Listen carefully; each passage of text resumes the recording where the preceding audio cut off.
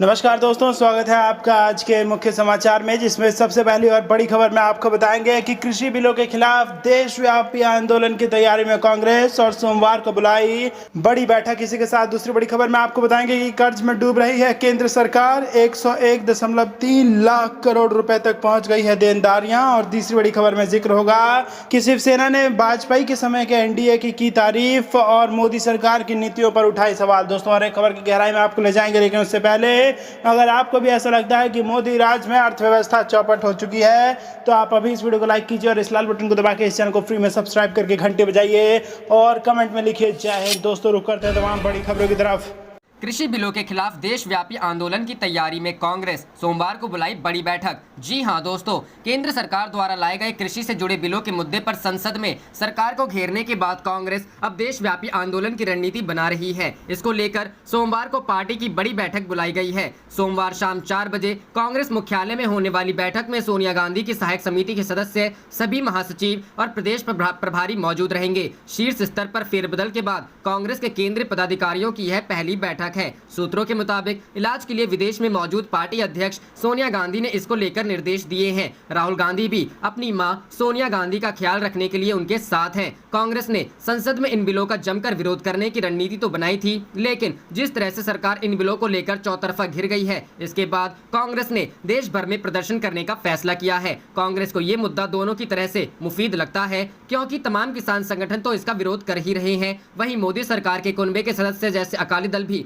विरोध कर रहे हैं। यही नहीं, आरएसएस से जुड़े भारतीय किसान संघ ने भी इसको किसानों के खिलाफ बताया है। राहुल गांधी और प्रियंका गांधी आरोप लगा चुके हैं कि इन बिलों के जरिए मोदी सरकार उद्योगपतियों की मदद कर रही है। कृषि बिलों पर गर्म इसी राजनीति के बीच मोदी सरकार को घेरने के लिए कांग्रेस सोमवार को मंथन करेगी, जहां बतौर महासचिव प्रियंका गांधी भी मौजूद रहेंगी। देखना होगा कि कोरोना महामारी के प्रकोप के बीच कांग्रेस कैसे सड़क पर उतरेगी, और बड़ा सवाल यह है कि इस अभियान की जिम्मेदारी कौन संभालेगा। इससे पहले मोदी सरकार के पहले कार्यकाल में कांग्रेस ने राहुल गांधी के नेतृत्व में भूमि अधिग्रहण कानून में बदलाव की कोशिश के समय जमकर विरोध किया था और सरकार को बैकफुट पर धकेलने में कामयाब रही थी। कुछ वैसी ही कोशिश कांग्रेस एक बार फिर करती नजर आ रही है। रुक करते हैं अगली खबर की तरफ। कर्जे में डूब रही है केंद्र सरकार, 101.3 लाख करोड़ रुपए तक पहुंच गई देनदारियां। जी हां दोस्तों, केंद्र की मोदी सरकार की परेशानियां और बढ़ने जा रही है। पब्लिक डेप्ट को लेकर जारी की गई हालिया रिपोर्ट से जानकारी मिली है कि केंद्र सरकार पर कुल देनदारियां बढ़ गई हैं। इस रिपोर्ट के अनुसार सरकार पर जून 2020 के अंत तक कुल देनदारियां बढ़कर 101.3 लाख करोड़ रुपए तक हो गई है, जबकि साल भर पहले ही जून 2019 के अंत में केंद्र पर कुल कर्जा 88.18 लाख करोड़ रुपए था। पब्लिक डेप्ट यानी सार्वजनिक ऋण की इस जारी त्रैमासिक रिपोर्ट के अनुसार जून 2020 के लास्ट में सरकार के कुल बकाये में पब्लिक डेप्ट का हिस्सा 91.1% था। अंग्रेजी के अखबार बिजनेस स्टैंडर्ड में छपी रिपोर्ट के अनुसार वित्त मंत्रालय की एक रिपोर्ट में बताया गया है कि इस साल के जून के अंत में सरकार की देनदारी बढ़कर 101.3 लाख करोड़ हो गई है, जो मार्च में 94.6 लाख करोड़ रुपए थी। ये देनदारी कोरोना के बाद से लगातार बढ़ती जा रही है। वहीं रिपोर्ट में यह भी बताया गया है कि केंद्र सरकार ने अप्रैल जून तिमाही में 80,000 करोड़ की रकम जुटाई थी,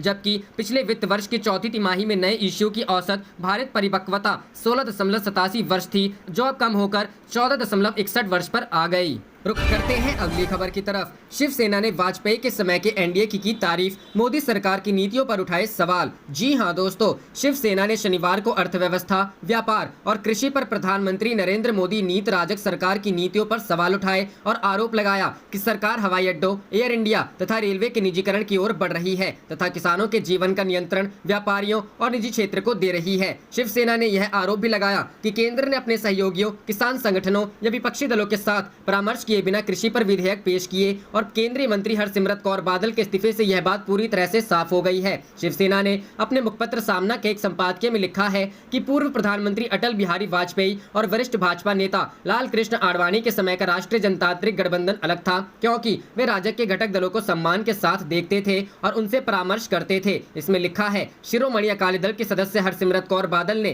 केंद्रीय मंत्रिमंडल से इस्तीफा दे दिया है। मोदी सरकार 2 किसान विरोधी विधेयक लाई है और उन्होंने उन्होंने इसके विरोध में इस्तीफा दिया है। उनके इस्तीफे को कबूल कर लिया गया है। शिवसेना पहले ही राजग से बाहर हो चुकी है और अब अकाली दल ने कदम उठाया है। शिवसेना ने कहा, वाजपेयी और आडवाणी के समय राजग के सहयोगी दलों का सम्मान, लगाव और विश्वास के साथ देखा जाता था। नीतिगत निर्णयों पर परामर्श होता था और भाजपा नेता सहयोगी दलों के विचारों को सुनते थे। उस समय बोले गए शब्दों का मान होता था। इसमें कहा गया, महाराष्ट्र की तरह ही पंजाब कृषि आधारित अर्थव्यवस्था वाला राज्य है, इसलिए किसानों पर विधेयक लाने से पहले सरकार को महाराष्ट्र, पंजाब और बाकी देश में किसान संगठनों तथा कृषि विशेषज्ञों के प्रतिनिधियों के साथ बातचीत करनी चाहिए थी। शिवसेना के अनुसार विधेयक में ऐसा तंत्र बनाने का प्रावधान है जिसमें कारोबारी मंडियों के बाहर भी किसानों के उत्पाद खरीद सकते हैं। कांग्रेस, द्रमुक और तृणमूल कांग्रेस ने इस प्रावधान का विरोध किया है। उनका मानना है कि यह किसान विरोधी है। उसने आरोप लगाया, केंद्र सरकार हवाई अड्डों, एयर इंडिया, बंदरगाहों, रेलवे, बीमा कंपनियों के निजीकरण की ओर बढ़ रही है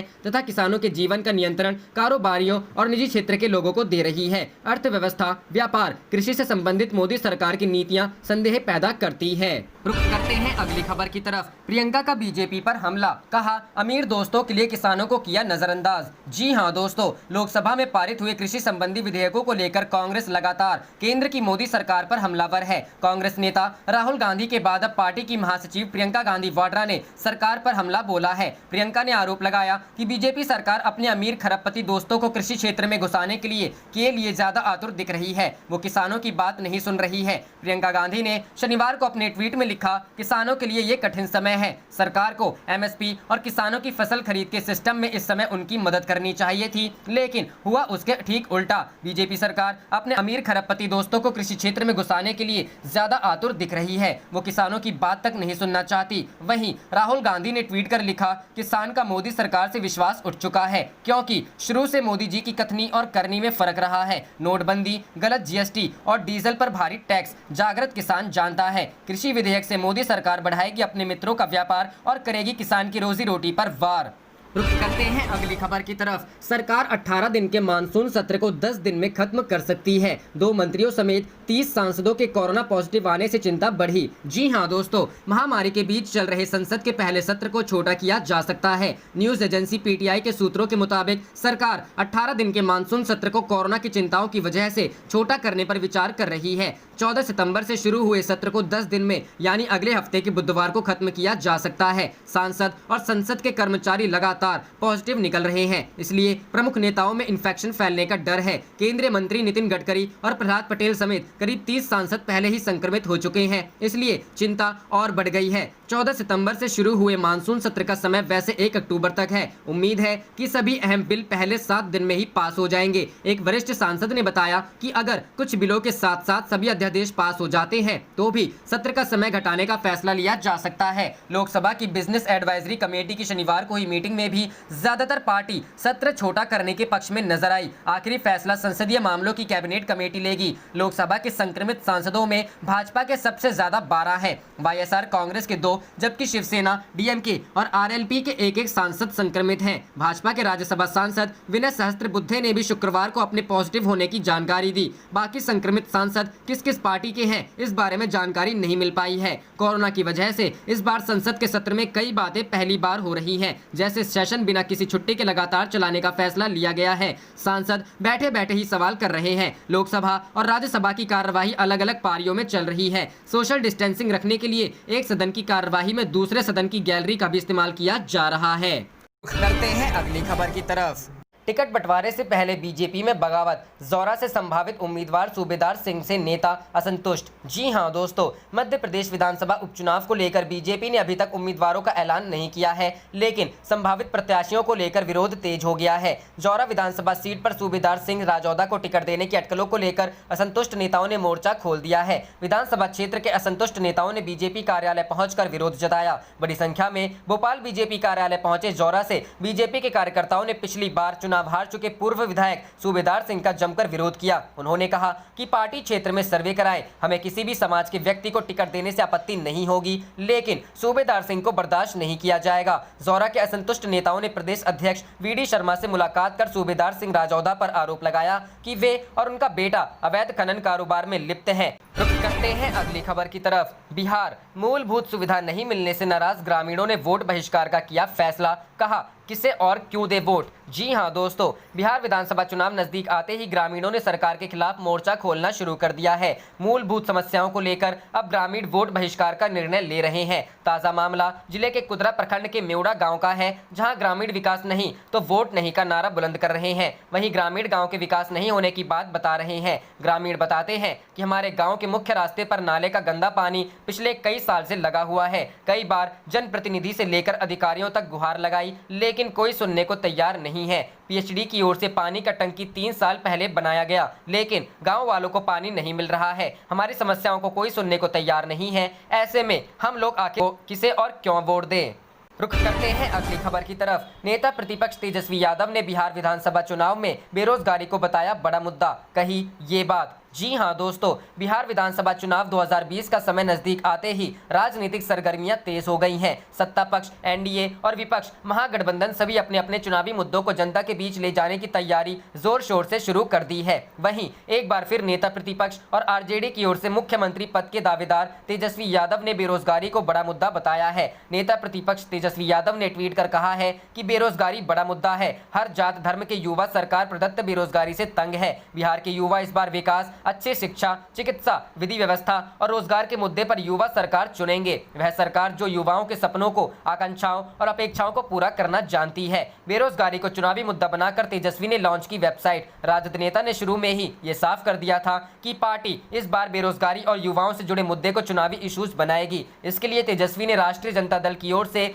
बेरोजगारी हटाओ वेबसाइट और एक हेल्पलाइन नंबर भी लॉन्च किया है। तेजस्वी यादव ने www.berozgarihataao.co.in वेबसाइट लॉन्च करते हुए एक टोल फ्री नंबर 9334302020 भी जारी किया है। उन्होंने वेबसाइट और हेल्पलाइन नंबर जारी करते हुए कहा कि कोई भी बेरोजगारी से समस्या से संबंधित युवा संपर्क कर सकता है। इस दौरान तेजस्वी ने बिहार समेत देश भर में नौकरियों की कमी को लेकर चिंता, राज्य और देश का युवा बेरोजगारी को लेकर परेशान है, लेकिन सरकार वैकेंसी नहीं भर रही है। बिहार में वैकेंसी होने के बावजूद सरकारी नौकरी में आने का अवसर युवाओं को नहीं दिया गया है। उन्होंने कहा कि एक्सपर्ट से बेरोजगारी के मुद्दे पर बातचीत हुई है और जल्द ही इसको लेकर ब्लूप्रिंट सामने लाएंगे। आपको बता दें कि प्रधानमंत्री नरेंद्र मोदी के जन्मदिन पर भी बेरोजगारी से जुड़ा मुद्दा काफी ट्रेंड किया था। युवाओं ने पीएम मोदी के जन्मदिन के दिन बेरोजगार दिवस के रूप में मनाया था। रुख करते हैं अगली खबर की तरफ। नीतीश कुमार ने 2 विधानसभा चुनाव में जनादेश का किया अपमान, बिहार को बना दिया फुटबॉल। जी हां दोस्तों,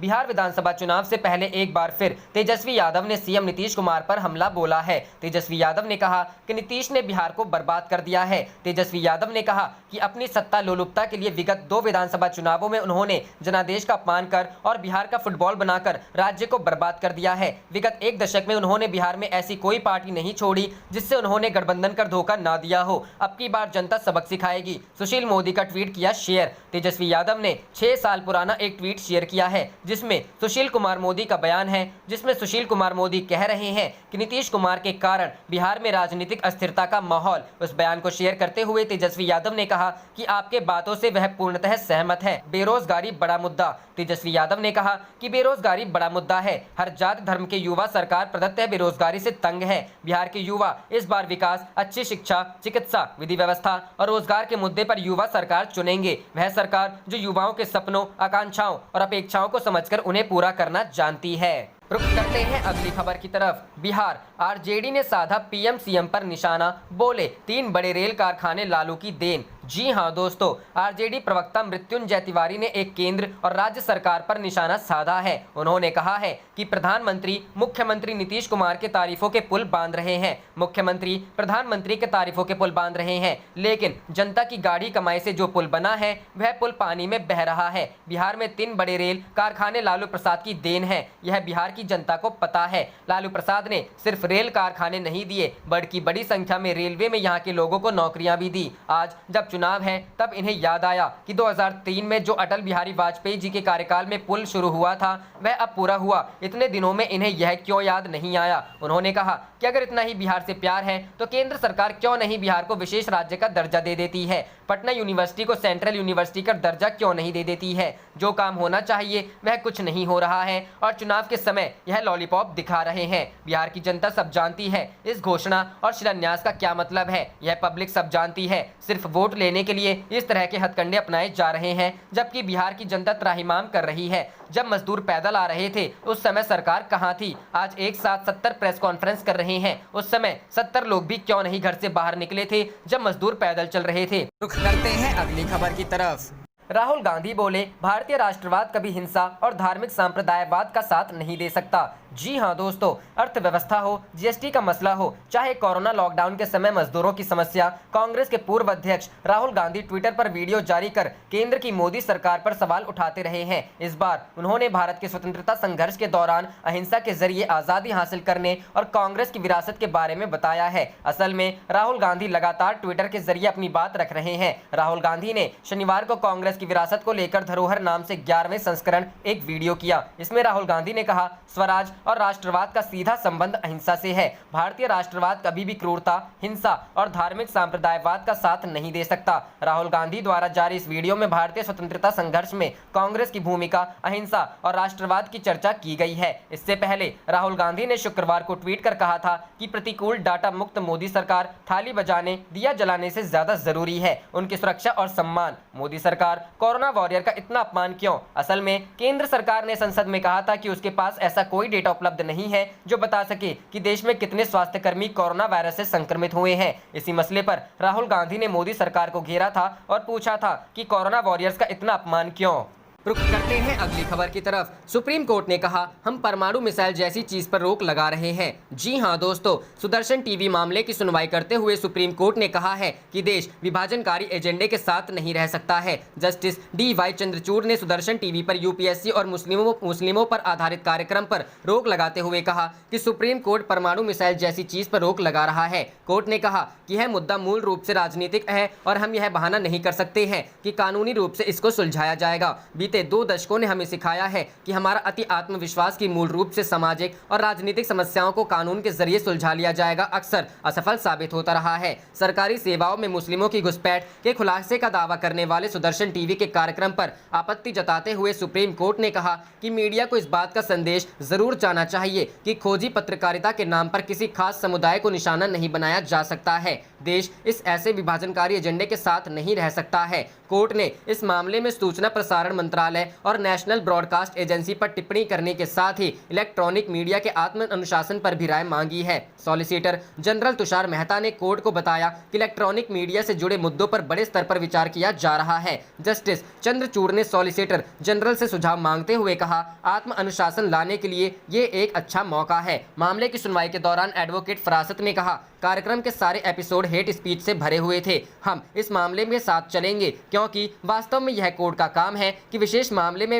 वह निषेधाज्ञा का आदेश दे। वह एनबीए की ओर से एडवोकेट निशा भंबानी ने कहा, ऐसा नहीं है कि हम कुछ नहीं करते, हम चैनलों से माफी मंगवाते हैं। सुप्रीम कोर्ट और हाई कोर्ट के कई जज हमारे नियमों की सराहना करते हैं। रुख करते हैं अगली खबर की तरफ। किताब में छपा देश का गलत नक्शा, आप बोली बीजेपी नेताओं पर हो देशद्रोह का केस। जी हां दोस्तों, आम आदमी पार्टी ने उत्तरी दिल्ली नगर निगम के स्कूलों में चल रही ऑनलाइन पढ़ाई के बीच बच्चों के पास भारत का गलत नक्शा पहुंचाने का आरोप लगाया है। आम आदमी पार्टी के मुताबिक इस नक्शे में पाक अधिकृत कश्मीर को पाकिस्तान में दिखाया गया है। आम आदमी पार्टी के एमसीडी प्रभारी दुर्गेश पाठक ने आरोप लगाते हुए कहा कि भारतीय जनता पार्टी शासित एमसीडी के कक्षा 4 की किताब में भारत का वही मानचित्र दिया गया है जो वर्षों से पाकिस्तान दिखाने की कोशिश कर रहा है। पाकिस्तान और चीन की सरकारें जो वर्षों से कोशिश कर रही हैं, वह काम बीजेपी के एमसीडी ने करके दिखा दिया है। आगे आम आदमी पार्टी नेता दुर्गेश पाठक ने कहा कि बीजेपी शासित एमसीडी की ओर से भारत की अखंडता और संप्रभुता के साथ खिलवाड़ करना बहुत ही शर्मनाक और अस्वीकार्य है। इसके लिए माफी नहीं दी जा सकती है। फिलहाल आम आदमी पार्टी ने इन किताबों को तत्काल वापस लेने की और इससे संबंधित सभी बीजेपी नेताओं और अधिकारियों पर देशद्रोह के तहत मुकदमा दर्ज करने की मांग की है। हालांकि उत्तरी दिल्ली के मेयर जयप्रकाश ने इसका संज्ञान लेकर इस नक्शे को वापस लेने के आदेश दिए हैं। मेयर जयप्रकाश ने कहा है कि पाकिस्तान अधिकृत कश्मीर भारत का अभिन्न अंग है, इसलिए फिलहाल नक्शे को वापस लेकर सही नक्शा देने के निर्देश दिए गए हैं। इसके साथ ही यह जांच का निर्देश दिया गया है कि यह गलती जानबूझकर हुई है या फिर अनजाने में, इसका पता लगाया जाए। रुख करते हैं अगली खबर की तरफ। मोदी सरकार की मुश्किलें बढ़ी, NSCN-IM ने कहा अलग ध्वज और संविधान, बिना केंद्र से समझौता नहीं। जी हां दोस्तों, नागालैंड का सबसे सशस्त्र विद्रोही समूह NSCN-IM National Socialist Council of Nagaland Isak Muivah ने मोदी सरकार की मुश्किलें बढ़ा दी हैं। NSCN-IM ने अलग ध्वज और संविधान की मांग की है, जिसके चलते नागा शांति वार्ता में एक बार फिर अड़चनें आती दिखाई दे रही हैं। NSCN-IM का कहना है कि बिना अलग झंडे और संविधान के भारत की केंद्र सरकार के साथ शांति समझौते का सम्मानजनक समाधान नहीं निकलेगा। NSCN-IM की एक संयुक्त परिषद की बैठक शुक्रवार को हुई, जिसमें नागा लोगों के ऐतिहासिक और राजनीतिक अधिकारों और भारत नागा राजनीतिक वार्ता कैसे मुकाम पर पहुंचे, इस पर विचार विमर्श किया गया। बैठक नागालैंड में दीमापुर के पास हेब्रोन में केंद्रीय मुख्यालय में आयोजित की गई थी। NSCN-IM का ये कठोर रुख ऐसे समय में आया है जब नागालैंड के राज्यपाल और वार्ताकार RN रवि के बीच मतभेदों के कारण शांति वार्ता गतिरोध का सामना कर रही है। आप देख रहे थे आपका अपना चैनल जय हिंद जय भारत।